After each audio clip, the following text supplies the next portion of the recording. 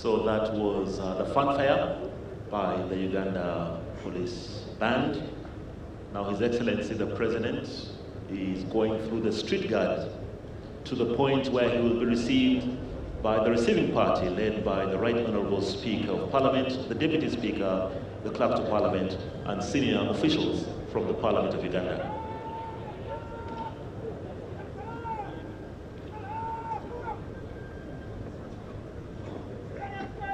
Could we receive His Excellency the President?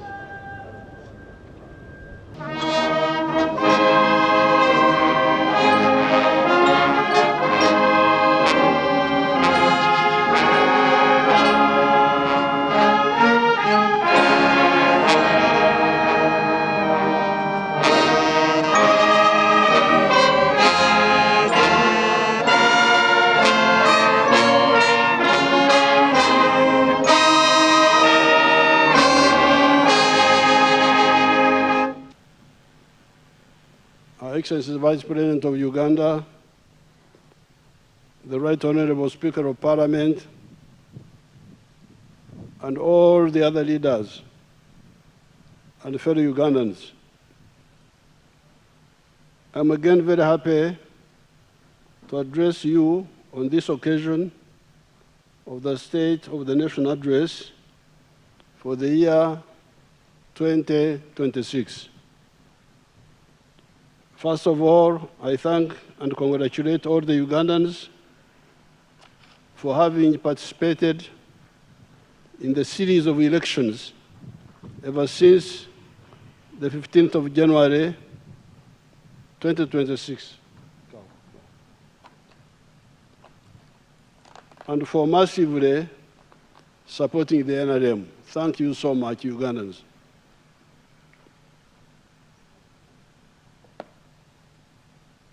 Above all, I thank God for all these victories and for the peace in the country in spite of so many evil people that have been plotting to disturb the peace. During the presidential address, during the presidential inauguration, I put forward a call of no more sleep. Some people are already distorting it as just no sleep. It is not just no sleep, it is no more sleep. And to clarify the message, I should add no more corruption, obscurzy, no more Kongora, leaning on your hole when others are digging. That's called a Kongora in our language. No more kugumaza, kuzya, diverting somebody's attention from the real target to a wrong target. No more to hinder, overburden us when we work and we are just sitting down. And no more politeness to non-performers who want leadership for their own ego and personal interests. This is the Xanja, no sleep. The story of the NRM and Uganda starts in the early 1960s. Personally, I started waking up our people in 1959 when I visited Mbara Stock Farm as a junior secondary 1 pupil at Mbara High School. Having come from the Ntungamo area that was democratically outside the money economy, and everybody was on Okora Ichida Chonka, working only for the stomach, subsistence. Combined with the school education, when we came to know about the enclosure movement in the UK, Oksiba Sengenge for agriculture, the Industrial Revolution in Europe, etc., by 1965, The sectarian politics of the political groups notwithstanding, our ideas about the socio-economic transformation had coalesced. It was clear that the small enclave economy of the British, of the 3 C's and 3 T's, was a disaster for the majority of the people. You want proof? Just look at the infant mortality rate in 1962 and the average life expectancy in 1962. There were 128 per 1,000 live births, and life expectancy was 46.8 for everybody on the average, building an independent, integrated, self-sustaining national economy. However, for the people to participate in the vertical and horizontal integration of the economy of the country, they had to join the money economy first and move out of the traditional pre-capitalist economy of working for a chida chonka, working only for the stomach, just subsistence. Since my nomadic family, because my family was nomadic, since my nomadic family had migrated from Ntungamo to Nyabushozi, it was the good luck of Nyabushozi that we started our activities there. These activities involved sensitizing the population of the cattle corridor to stop nomadism, make enclosures around their land, Sengenge, engage in commercial agriculture with the Kibaro, Chura, Aymar, cultivation for profit and maximum returns. And if you read our booklets, if you are polite, if you singamwe towazako, if you can make yourself a bit humble to learn from smaller people like us, then you will see how we argued with those traditional people to stop from nomadism, stop nomadism, and have settled agriculture, grow crops, and so on. Now, she was saying that because of the insecurity, we had to go away to fight. But when we came back, 1986, we added the issue of going now, not only just being settled, but being settled and also doing commercial agriculture with the Chivaro. That's why we advised them to go into dairy farming, because dairy farming was more, for smallholders and medium people, it was better than beef ranching. Beef ranching needs more land. That model, which started in the Nyabushozi area, has spread to the whole cattle corridor south of the Nile. Now, that is the testimony from the cattle corridor. That's why this time really I am no longer interested in non-performers. Between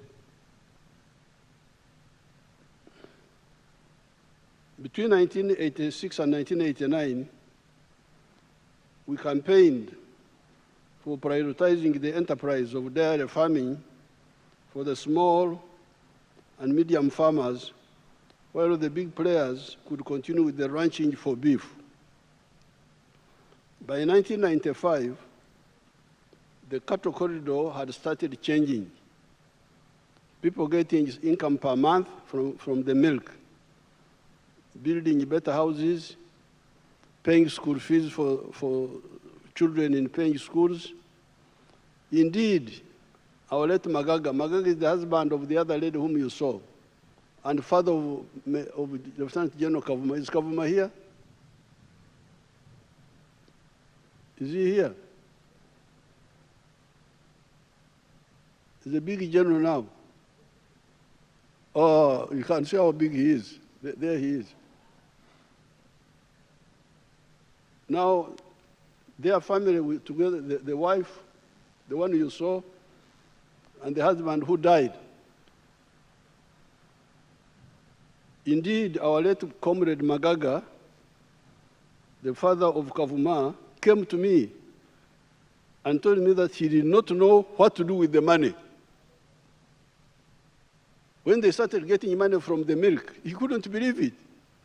He came to me. Ate sente zinshobora uko ndazigiri.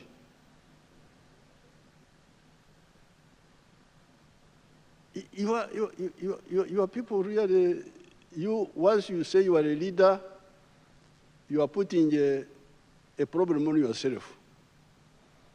If you don't become a real leader, God will not like you. I can assure you of this. Either you lead or you stay in your home. Don't try to be a leader when you are not, when you don't care about the people. So Magaga came and said, a citizen should be hindused. Because the milk people are paid every 15 days. They are paid. And this had never happened in Magaga's life. She had never seen it. That a villager is being paid every 15 days, being paid money. Being paid every 15 days. Nka owo mushahara. That's what he told me. As if I am working in a government office and being paid a salary. That was the tragedy of Uganda at that time. Only the civil colonial servants could get regular income. This change in the cattle corridor by the traditional families of Abatar Soma, because these people had never gone to school. Magaga had never gone to school. His wife had never gone to school. To change Abatar Soma, the ones who never went to school, was engineered by us, was against the advice of the professionals. Professionals did not believe we could change these people. They would tell me, you are wasting your time. Those Banyankore cannot change. They were all saying to a man that the Banyankore could not change from their pre-capitalist lifestyle to a money economy. Moreover, when we were doing this, nobody among the colonial elite would agree to support us. It is only Mzee Byanyima who gave us 20 shillings. With my colleague Mwesugwa Black, who died in 1972 in our wars, we used, the only person who helped us gave us 20 shillings. That's about $3. $3. Just short of $3. Because a dollar that time was 7 shillings, a dollar.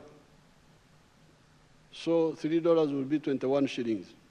So when we went to say we are going to mobilize the Banyankore to stop nomadism, other people refused to help us. Mzee gave us 20 shillings. With my colleague Mwesugwa Black, who died in 1972 in our wars, we used 7 shillings per person to use Mongonya's bus from Baraturshere through Ruhumba. That was 14 shillings. So out of our 20, we used 14 to come from Baraturshere. 2 of us, each one 7 shillings. Mwesugwa was a smoker. So you took away shillings 120 to buy a packet of Sportsman. That left us with 4 shillings 80 cents.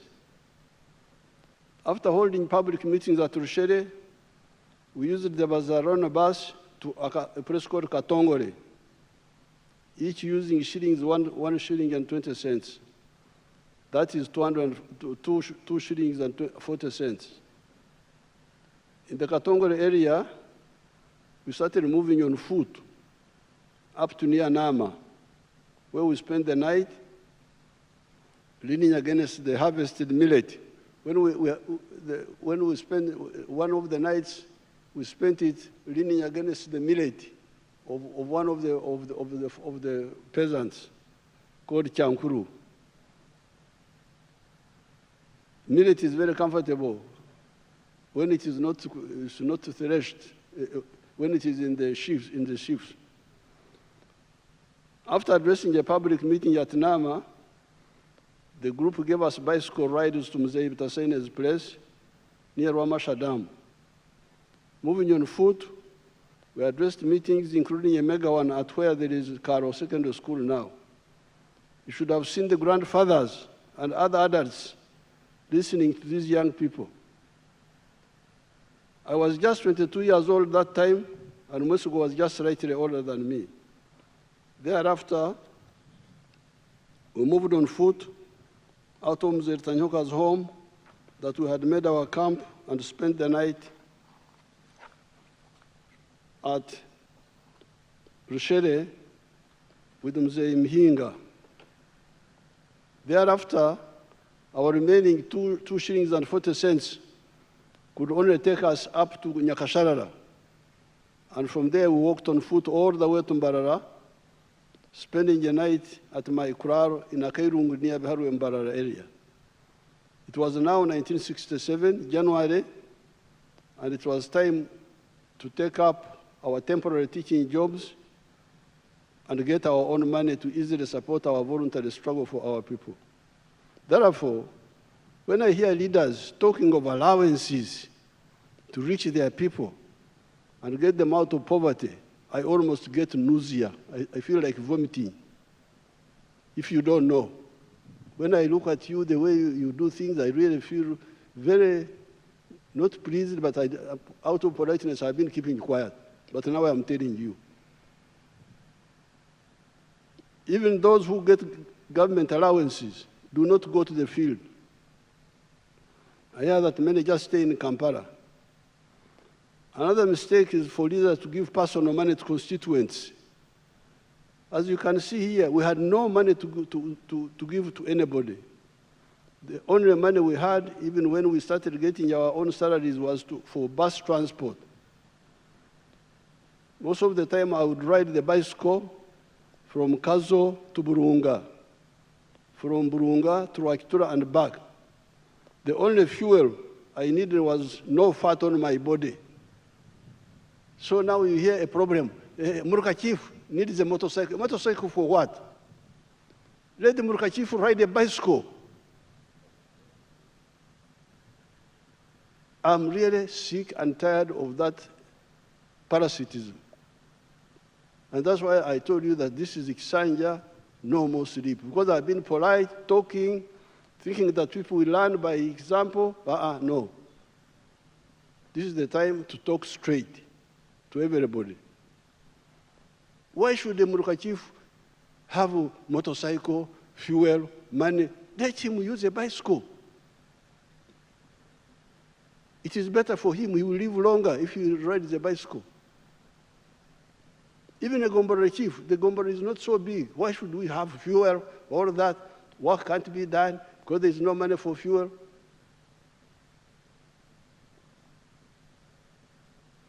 The only fuel I needed was no fat on my body.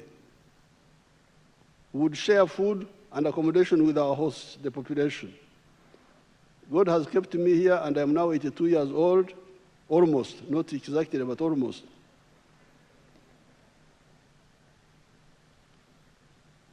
In spite of the efforts we expended in the resistance, the most important contribution to the people of the Cattle Corridor was diagnosis of their problems and the prescriptions we offered. Because these people had no money to give them. The only thing we gave them was a correct analysis, diagnosis, and a prescription. They were enough to arouse their enthusiasm and expectations. That was the reason they massively joined the young party we formed in 1980, known as UPM, after the parties were again allowed to exist. No money given to them, but accurate analysis and prescription that was a projected solution. And also reaching them. You can imagine a 22-year-old children calling adults, grandfathers, and they come to these meetings. By 1986, the production of milk in Uganda was 200 million liters per annum. It is now 5.4 billion liters, saving Uganda US dollars 1.56 billion of imports and earning US dollars 285 million in export earnings. So this work we did not only help these cattle raising families, but saved Uganda the import bill of $1.56 billion. If we were importing all this milk, Uganda would be spending $1.56 billion. Additionally, Uganda is earning now $285 million in export earnings. Uganda used to import tinned condensed milk from as far away as New Zealand, packed pepper milk from Kenya, butter, cheese, yogurt, powdered milk, etc. from Denmark, etc. Uganda now is a big exporter of all those products. That is our work. After this success, I started inviting delegations of leaders from other parts of Uganda to visit and learn. This is where the question of no more sleep, no more kongora, no more kugumaza, no more kuhenda, no more politeness to non-performers comes in. Because I would invite leaders, come please and see. This area was like this. We have now moved it, it's moving like this. And they would visit. My expectation was that they would go and try to do the same in all our areas in Uganda. The count of Nyabushozi each day delivers to the factories and milk coolers 1.15 million liters of milk per day. That's county alone. There are 115 milk coolers in Nyabushozi alone, mainly private. And there are now 160 milk and milk products factories in the whole of Uganda. Having succeeded in the Nyabushozi-Kazo area, and having been inviting delegations after delegations, in 1995, I made a countrywide tour on exactly this point.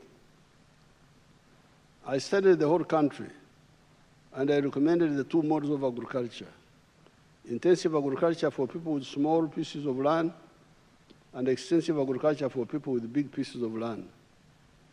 In the 1996 manifesto, we reduced it into the 4 acres model with 7 activities for intensive farming and for other products for the plantations and the big farmers with big pieces of land. With 4 acres or less, you could engage in zero grazing for 1 acre of pasture with 8 Frisian cattle, 1 acre of coffee, 1 acre of fruits, 1 acre of food for the family, poultry for eggs and piggery in the backyard, and fish farming near the wetlands. With large farming, there was more flexibility. You could undertake any or all of these 7 that were high-income earners, even when you do them on a small scale, and you could also take on the low returns activities, but on a large scale, because the country also needs them. These are products like tea, cotton, sugarcane, cattle ranching, etc. In conclusion, however, the 2 residual problems with the peasantry are, as I pointed out above, some of them still relying on oxetura, free range, which underutilizes the land. A square mile of well-cleared farm, no bushes, no mtete, no shrubs, no acacia, will cater for 300 longhorn cattle including the calves. With pasture growing and zero grazing, a square mile will cater for 6,000 cattle. 6,000 cattle can be fed by a square mile of where you grow the pasture. With free range, you need 3 acres for 1 cow. With zero grazing, 1 acre can support 8 Frisian cattle and 12 Ankole ones. We are aggressively sensitizing them on this. The other residual issue is the primitivity of poverty fragmentation in the form of inheritance after the head of the family has died. These recent arrivals from poverty need to be sensitized about family companies instead of individual inheritance. With these measures and those earlier mentioned, we shall have massive production and will also create jobs for hundreds of millions of Ugandans and the Africans from the neighboring countries. All this is before you add manufacturing, services, and ICT. In this speech, I've spent more time on agriculture. It's not because I don't know, I'm not aware of the other sectors. But this is where many of our people can all move more easily. This is why I'm emphasizing it, especially for you, the new members of parliament.